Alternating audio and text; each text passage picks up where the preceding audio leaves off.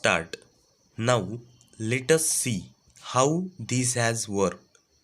I know that when this measure was first brought before the House several years ago, there was much opposition to it, which came not from the public but from certain business interests.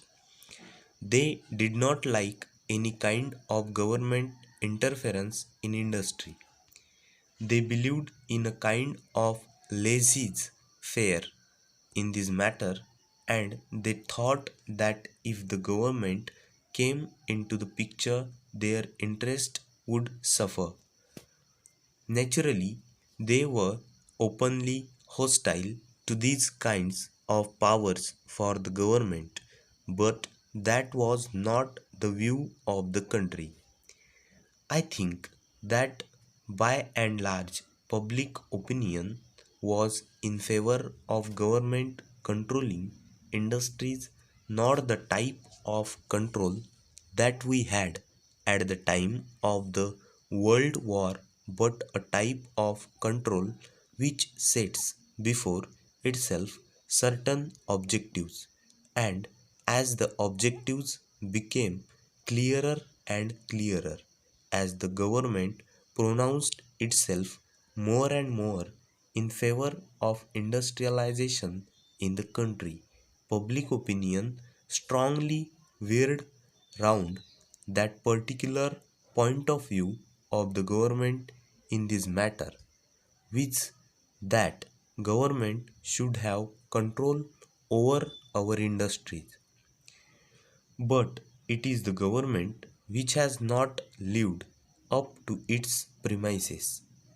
I think that in some respects they have let the people down and the expectations of the people have been belied. Para. Now take, for instance, the period between 1991 when the measure was first adopted and now. What do we see?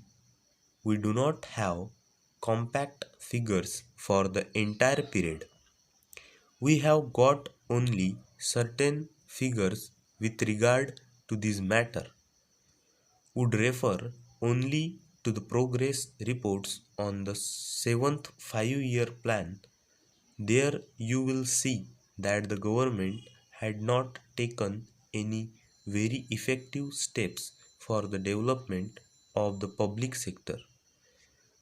It is true that certain steel mills got going under the seventh 5-year plan, and more will be started under the eighth plan.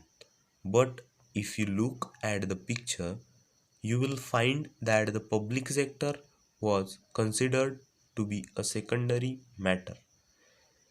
It was the private sector which got all the attention and assistance of the government.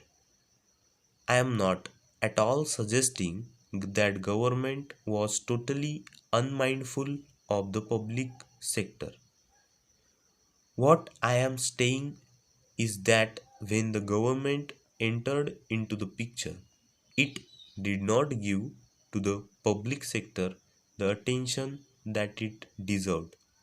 Para, I think that the Honorable Minister owes us an explanation not only as to why such a thing happened but also as to what steps he is going to take with a view to changing the pattern of such development. Over.